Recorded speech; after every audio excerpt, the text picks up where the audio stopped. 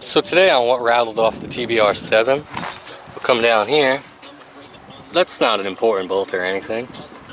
Definitely not an important one. Usually it's little stuff like this, but we're gonna have to go to the hardware store and get something for that. So for a kilometer check, we're at 10,054 kilometers and the engine rattled loose. So I pulled everything off so I could get these bolts out. We're going to take one out. It's not doing anything anyways. Bring that to the hardware store, match it up, get another one.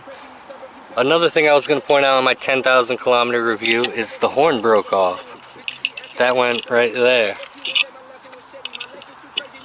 So I just tuck it up here now.